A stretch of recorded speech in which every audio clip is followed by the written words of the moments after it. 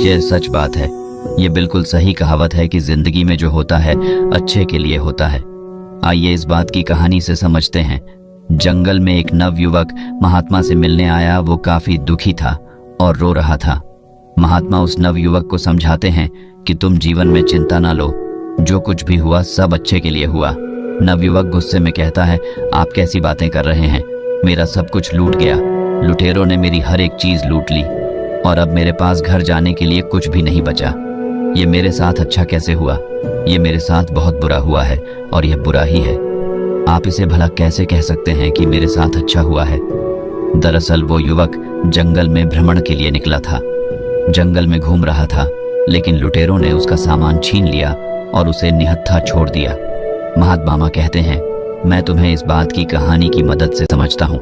आओ इस कहानी को तुम ध्यान से सुनो, क्योंकि ये कहानी आपकी जिंदगी बदलने वाली है। महात्मा ने उस नौजवान से कहा, एक समय की बात है, एक बार एक गांव में भयंकर बाढ़ आई।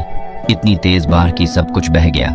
उसी गांव में एक किसान का बहुत गरीब परिवार रहता था, जिनके पास खाने को कुछ न था। उसके पास थोड़े बहुत अनाज की वस्तुएं थीं, लेकिन बाढ़ में उस सब बर्बाद हो गई और जो कुछ बचा था सब नष्ट हो गया। उस किसान का एक लड़का था। लड़के ने कहा, कोई बात नहीं है, पिताजी बह गया तो बह जाने दो, जो हुआ अच्छा हुआ। किसान को बहुत गुस्सा आया।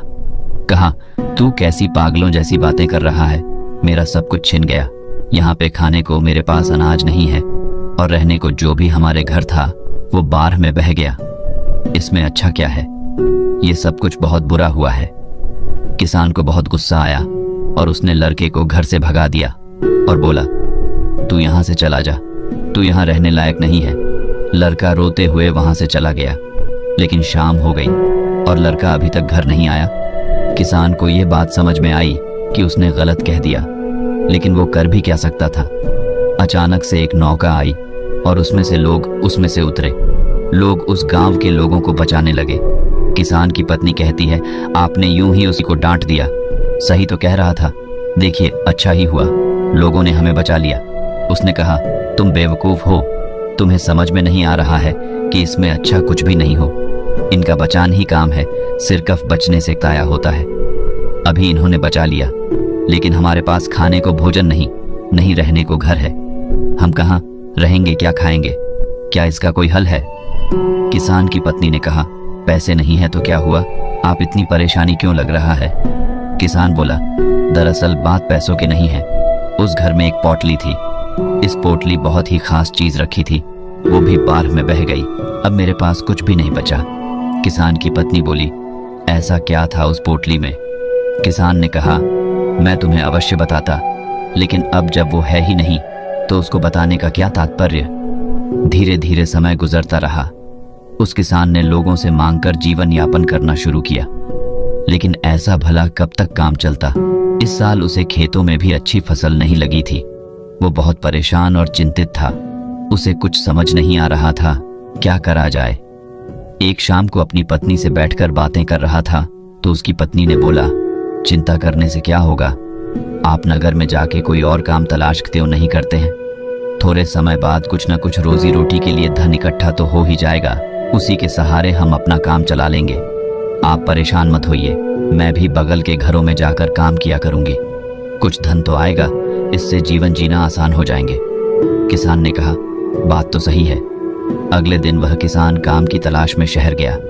नगर हर गलियों में कुछ काम ढूंढने लगा कि कोई उससे कोई काम दे, लेकिन कहीं किसी ने कोई काम नहीं दिया।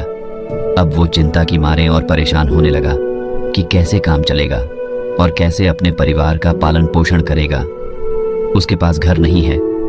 उसने जैसे तैसे करके बाढ़ के जाने के बाद घास फूस से छोटा सा घर बनाया था।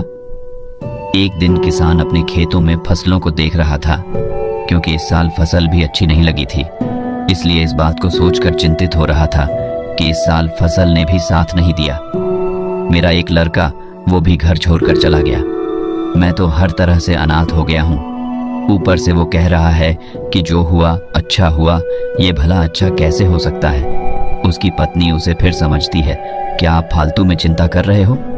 आप फिर से कोशिश करो, काम कहीं ना कहीं कुछ ना कुछ तो मिल ही जाएगा ना। अब घर पे बैठ के रोने से अच्छा है आप कुछ न कुछ कोशिश किया करो, क्योंकि क्या पता कुछ काम हाथ लग जाए। किसान को उसकी पत्नी की बात ठीक लगी और अगले दिन वो फिर काम की तलाश में निकल पड़ा। अगले दिन फिर प्रातःकाल वो काम की तलाश में नगर में निकला, लेकिन इस बार भी उससे कोई भी काम हाथ नहीं लगा और फिर निराश हुए घर लौटा। वो घर लौटने वाला था कि रास्ते में उसे फिर एक महात्मा मिले और बोले, क्या बात है, तुम क्यों परेशान हो रहे हो? किसान ने उनको सारी बात बताई। दरअसल बाढ़ में मेरा सारा घर बह गया और मेरे पास खाने को अनाज नहीं, रहने को घर नहीं। छोटा सा घर मैंने कैसे भी करके बनाया है और फिर भी मैं जीवन बड़ी मुश्किल से गुजार कर रहा हूँ। उस महात्मा ने कहा कि इसमें परेशान होने वाली क्या बात है? महात्मा से उस किसान ने कहा, परेशान वाली बात नहीं है कि मैंने गुस्से में अपने लड़के को सुना दिया था और वो उस दिन से घर छोड़कर चला गया। महात्मा ने कहा, तभी तो मैं कह रहा हूं जो हुआ अच्छा हुआ। किसान को फिर गुस्सा आया, बोला, आप ऐसी बातें कैसे कर सकते हैं? मैं इतना परेशान हूं, मेरा सब कुछ छीना हुआ है, मेरे पास खाने में कुछ भी नहीं, मेरा लड़का भी मेरा साथ नहीं दिया और वो भी घर छोड़कर चला गया। इसमें क्या अच्छा है और क्या अच्छा हो सकता है? ये तो हर तरह से बुरा है। महात्मा ने कहा, सब्र रखो, हर सवाल का जवाब तुम्हारे समय आने पे मिल जाएगा, तुम परेशान ना हो। वो महात्मा वहां से चले गए। किसान को फिर अफसोस हुआ कि महात्मा को देने के लिए उसके पास कुछ भी नहीं है, लेकिन वो उस रात को ये सोच के हैरान था कि आखिर जो होता है अच्छे के लिए कैसे होता है। मेरे साथ तो अच्छा हुआ ही नहीं। लेकिन अगले दिन वो फिर काम की तलाश में वो नगर में निकल जाता है। लेकिन इस बार किस्मत उसकी सही होती है और उसे एक बड़े सेठ के घर में उसे करने के लिए कुछ काम मिल जाता है।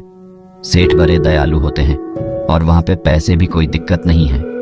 वो सेठ कहते हैं, और तुम्हें कोई दिक्कत है तो मेरे घर पे बगल में एक मकान खाली पड़ा है, तुम वहां पे रह सकते हो। किसान ने कहा, नहीं नहीं, मैं आपका बहुत आभारी हूँ, मैं वहीं ठीक हूँ। उसने अच्छी तनख्वाह पे उस किसान को काम पर रख लिया। अब वो किसान और उसकी पत्नी बहुत खुश थे। अगले दिन रात को उसका दरवाजा एक लड़के ने खटखटाया।